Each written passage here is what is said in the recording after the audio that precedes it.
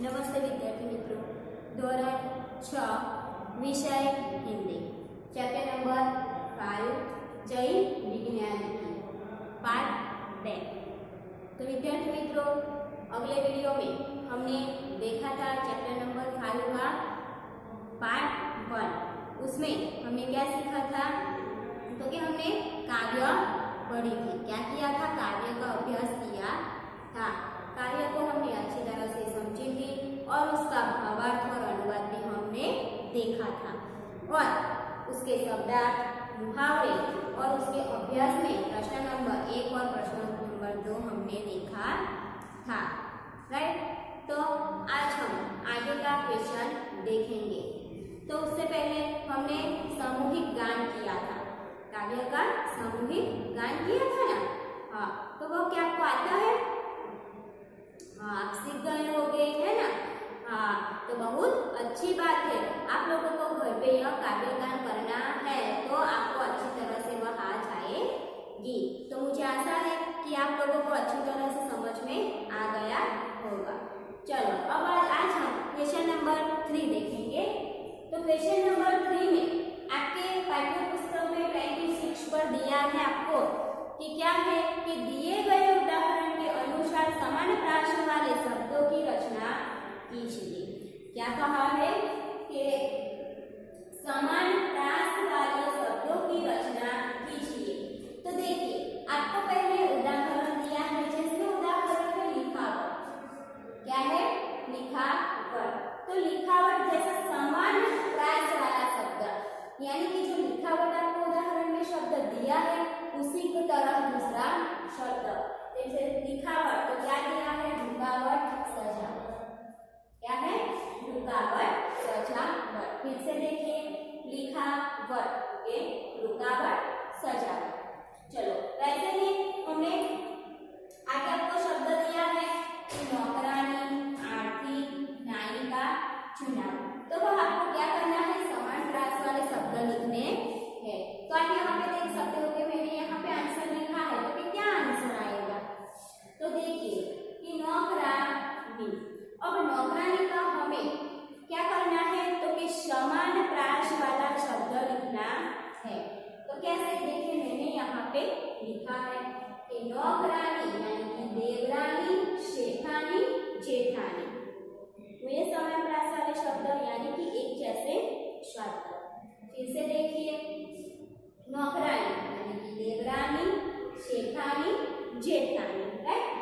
चलो, अब दूसरे नंबर पर क्या है? तो कि आर्थिक। क्या है? आर्थिक। अब आर्थिक का हमें समान प्रास वाला शब्द बनाना है, तो हम क्या बनाएंगे? देखिए, धार्मिक, सामाजिक, तार्किक। क्या हुआ? धार्मिक, सामाजिक, तार्किक। ये आर्थिक का समान प्रास वाला शब्द। चलो आगे। तो आगे है नायिका। क्या है? नायिका। तो नायिका का समान प्रास वाला शब्द क्या बनेगा? हाँ, तो क्या आएगा? तो गायिका, सेविका, लेखिका। हुआ ना एक जैसा? देखिए, नायिका तो गायिका, सेविका, लेखिका। तो ये नायिका का समान प्रास वाला शब्द हुआ। चलो आगे है 4 नंबर पर चुनाव। चुनाव। तो देखिए, चुनाव से शब्द क्या बनते हैं? तो कि चढ़ाव, तनाव, पड़ाव। फिर से देखिए, चढ़ाव, तनाव, पड़ाव। तो ये चुनाव का समान प्रास वाला शब्द हुआ। अब एक बार फिर से देखिए, उदाहरण हमें दिया है लिखावट, तो इसमें है रुकावट, सजावट। चलो, नौकरानी तो क्या आएगा? देवरानी, शेखानी, जेठानी। दूसरा है आर्थिक, तो कि धार्मिक, सामाजिक, तार्किक। तीसरा है नायिका, गायिका, सेविका, लेखिका। आगे है चुनाव, तो कि चढ़ाव, तनाव, पड़ाव। ये क्या हुए? समान प्रास वाले शब्द। अब विद्यार्थी मित्रों, आपको क्या दिया है? स्वाध्याय। तो स्वाध्याय में प्रश्न नंबर 1 दिया है कि निम्नलिखित प्रश्नों के उत्तर दीजिए। क्या दिया है? क्वेश्चन नंबर 1 कि निम्नलिखित प्रश्नों के उत्तर दीजिए। चलो, उसमें पहला प्रश्न कौन सा है? पढ़िए। कंप्यूटर और इंटरनेट से हमें क्या लाभ हुए? पहला प्रश्न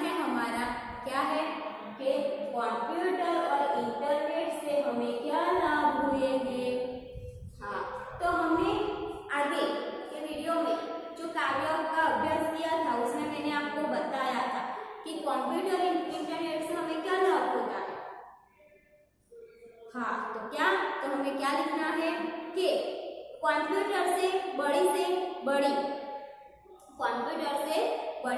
गणना हम पलक झपकते ही कर सकते हैं।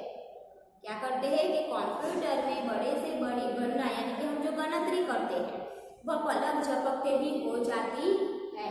बटन दबाते ही आपका जो पूरा अपना जो खाता है वह कहाँ पे सामने आ जाता है और हम बैठे बैठे सब कुछ कर सकते हैं, जैसे कि रेलवे और हवाई जहाज या हवाई सफर की टिकट बुक करा सकते हैं।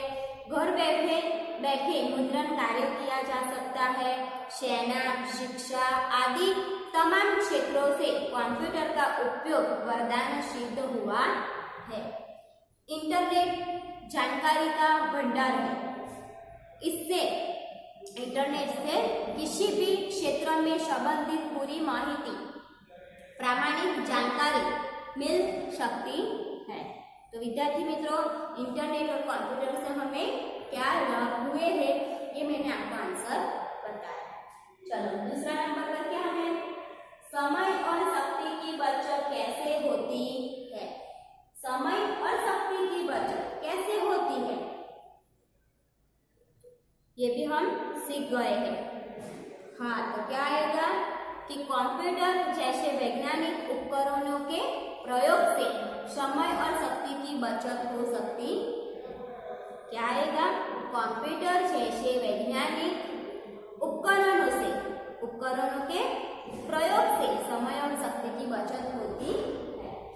तीसरे नंबर पर है, किन उपकरणों के माध्यम से संदेशा व्यवहार हो सकता है। इन उपकरणों के माध्यम से संदेशा व्यवहार हो सकता है। हाँ, तो क्या आएगा, टेलीफोन, मोबाइल, फैक्स जैसे उपकरणों के माध्यम से संदेशा व्यवहार हो सकता है। चलो दूसरी बात, टेलीफोन, मोबाइल, फैक्स जैसे उपकरणों के माध्यम से संदेशा व्यवहार हो सकता है। चलो आगे 4 नंबर पर है, हम धरती पर सुख सुविधाएं कैसे निर्माण करेंगे। हम लोग धरती पर सुख सुविधाएं कैसे निर्माण करेंगे। हाँ, तो हम क्या लिखेंगे कि हम विज्ञान के नए नए उपकरणों का सही उपयोग कर धरती पर सुख सुविधाएं निर्माण करेंगे। कैसे कि हम विज्ञान के नए नए उपकरणों का सही उपयोग करके हम धरती पर सुख सुविधाएं निर्माण करेंगे। चलो आगे 5 नंबर पर है, क्या करने से हम दुनिया में यश पा सकते हैं। क्या करने से हम दुनिया में यश पा सकते हैं। हाँ, तो क्या आएगा कि हम पिछड़ेपन को छोड़कर समय के साथ आगे बढ़े तो दुनिया में यश पा सकते हैं। क्या कहा है, हम पिछड़ेपन को छोड़कर समय के साथ आगे बढ़े तो दुनिया में हम यश पा सकते हैं। चलो आगे 6 नंबर पर, तुम्हें विज्ञान का कौन सा आविष्कार सबसे अच्छा लगता है, क्यों। आप लोगों को विज्ञान का कौन सा आविष्कार सबसे अच्छा लगता है और क्यों। हाँ, तो क्या आएगा, हमें टेलीविजन का आविष्कार सबसे अच्छा लगता है। आपको जो आविष्कार अच्छा लगे वह आप लिख सकते हो। तो मैंने बताया कि मुझे टेलीविजन का आविष्कार सबसे अच्छा लगता है क्योंकि वह तरह तरह के मनोरंजन करता है। टेलीविजन क्या करता है कि तरह तरह से हमारा मनोरंजन करता है। तो विद्यार्थी मित्रों, ये थे हमारे क्वेश्चन के आंसर। चलो अब हम स्वाध्याय का क्वेश्चन नंबर 2 देखेंगे।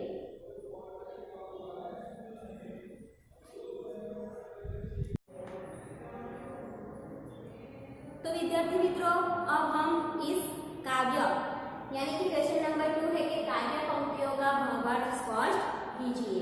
क्या कहा है, काव्य पंक्तियों का भावार्थ स्पष्ट कीजिए। तो कैसे, तो आपको दिया है पहले नंबर पर क्या है कि परछाई, अदर अदर पर खुशहाली की गंगा यमुना लहराई। बचे नहीं सदी के बोले धोनी अपनी शान की, जय जवान की जय किसान की जय हो जय विज्ञान की। तो हमने अगले वीडियो में काव्य पंक्तियाँ का भावार्थ अच्छी तरह से हमने समझा था, राइट। चलो आज मैं फिर से बताती हूँ कि यह काव्य पंक्ति क्या कहना चाहती है। तो देखिए कि कंप्यूटर के कारण जीवन में बदलाव आ गया है। इंटरनेट सबको सुख दे रहा है। इसके उपयोग से सबके होठों पर ऐसी मुस्कानें हैं कि जैसे उन पर खुशियों की गंगा यमुना लहरा रही हो। नए सदी के बच्चे दूरे गर्व से बातें कर रहे हैं। समझ में आया कि पहला भावार्थ क्या है कि कंप्यूटर के कारण जीवन में बदलाव आ गया है। इंटरनेट सबको सुख दे रहा है। इसके उपयोग से सबके होठों पर मुस्कान है, जैसे उन पर खुशियों की गंगा यमुना लहरा रही हो। इस नई सदी के बच्चे भी दुनी गर्व से बातें कर रहे हैं। अब दूसरे नंबर पर आपको दिया है, देखिए क्या है कि चले समय के साथ तभी तो दुनिया में यश पाएंगे। हाँ, इस वसुधा पर स्वर सवेरा निज प्रयास से लाएंगे। फिर करनी शुरुआत तो सभी को मानवता की कहानी। શું કહે છે કે हम समय के साथ चले तो ही दुनिया में यश पाएंगे। हम अपने प्रयासों से इन धरती पर सुनहरी सुबह लाएंगे। हमें मानवता के गानों की फिर से शुरुआत करनी है। क्या कहा है कि हम समय के साथ चले तो ही दुनिया में यश पाएंगे। हम अपने प्रयत्नों से धरती पर सुनहरी सुबह लाएंगे। हमें मानवता के गीतों की फिर से शुरुआत करनी है। चलो अपना दिया है आपको क्वेश्चन नंबर 3 के शब्द का वाक्यों में प्रयोग कीजिए। आपको पेज नंबर 97 पर दिया है कि शब्दों का वाक्यों में प्रयोग कीजिए। उसमें पहला है उपकरण। क्या है? उपकरण। तो क्या आएगा? आप कोई भी वाक्य बना सकते हो। चलो उपकरण, तो हम क्या बनाएंगे कि आजकल बिजली के उपकरण महंगे हो गए हैं। देखिए वाक्य बनाना, क्या बना कि आजकल बिजली के उपकरण महंगे हो गए हैं। चलो दूसरे नंबर पर है तो कि मोबाइल। मोबाइल, तो मोबाइल से क्या वाक्य बनाएंगे? हाँ, तो वाक्य बनाएंगे कि मेरे पिताजी ने आज नया मोबाइल खरीदा। क्या बनाएंगे? मेरे पिताजी ने आज नया मोबाइल खरीदा। चलो तीसरे नंबर पर है कंप्यूटर। हाँ, तो कंप्यूटर से हम क्या वाक्य बनाएंगे? हाँ, तो बना सकते हैं कि मैं कंप्यूटर में खेल खेलता हूँ। आप लोगों के घर पर अगर कंप्यूटर हो तो आप लोग खेल खेलते हो, राइट? तो क्या लिखेंगे? मैं कंप्यूटर में खेल खेलता हूँ। चलो आगे है क्रांति। तो क्रांति से हम वाक्य बना सकते हैं कि बिजली के आविष्कार से हमारे जीवन में क्रांति आ गई है। बना सकते हैं ना कि बिजली के उपकरणों से बिजली के आविष्कार से हमारे जीवन में क्या आ गई है? क्रांति आ गई। चलो आगे है खुशहाली। तो खुशहाली से हम क्या वाक्य बना सकते हैं कि नई गाड़ी आने पर हमारे घर में खुशहाली छा गई। बना सकते हैं ना कि नई गाड़ी आने पर हमारे घर में खुशहाली छा गई। तो विद्यार्थी मित्रों, ये हमने क्या बनाया? शब्द का वाक्यों में प्रयोग किया, राइट। तो चलो आगे हम क्वेश्चन नंबर 4 देखेंगे।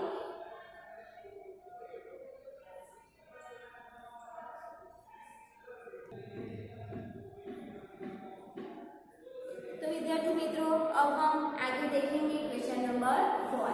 तो क्वेश्चन नंबर 4 पर आपको दिया है कि चित्र देखकर वाक्य लिखिए। तो आप देख सकते हो कि आपकी पुस्तक में आपको चित्र दिए हैं। क्या दिए हैं? चित्र। तो कितने चित्र हैं? हाँ, तो पहला चित्र आप देख सकते हो कि क्या है कि जो एक लड़का है वह क्या कर रहा है? उसके हाथ में एक पुस्तक है और मेज पर एक पुस्तक रखी है। तो वह क्या कर रहा है? पुस्तक पढ़ रहा है। तो हम क्या वाक्य लिखेंगे कि लड़का पढ़ रहा है। क्या लिखेंगे?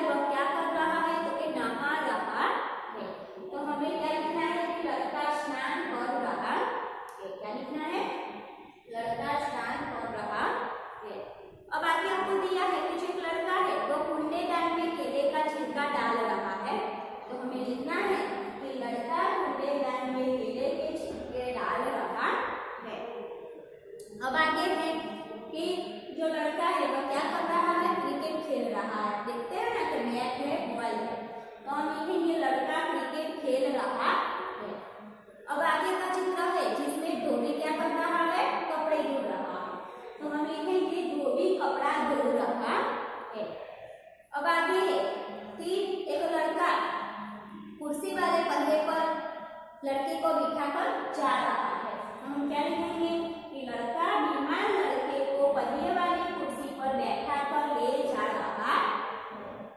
अब आगे है कि लड़का है जो बेड पर सोया हुआ है, तो हम क्या लिखेंगे कि बालक सो रहा है।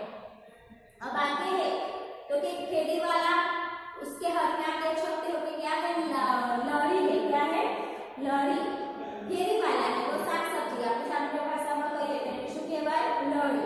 તો શું કહીશું કે ठेली वाला શાક सब्जी बेचने जा रहा है।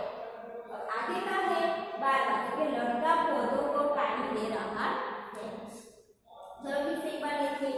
पहला है लड़का पढ़ रहा है, मोर नाच रहा है, लड़की दौड़ रही है, लड़का पानी पी रहा है, लड़का स्नान कर रहा है, लड़का कूड़ेदान में केले के छिलके डाल रहा है, लड़का क्रिकेट खेल रहा है, धोबी कपड़ा धो रहा है, लड़का बीमार लड़के को पहिए वाली कुर्सी पर बैठाकर जा रहा है, बालक सो रहा है और ठेली वाला શાક सब्जी बेचने जा रहा है और लड़का पौधों को पानी दे रहा है। तो विद्यार्थी मित्रों, ये था हमारा क्वेश्चन नंबर 1। तो हमने आज चैप्टर नंबर 5 जय विज्ञान की કે જય વિજ્ઞાન की એટલે કે વિજ્ઞાનનો જય જયકાર हो। તો તેના વિશે આપણે આજે અભ્યાસ કર્યો। તેમાં આગળના વિડિયોમાં આપણે કાવ્યનું સામૂહિક ગાન કર્યું હતું, તેનો ભાવાર્થ સમજ્યા હતા અને અનુવાદ પણ સમજ્યા હતા। તો મને આશા છે કે તમને સરસ રીતે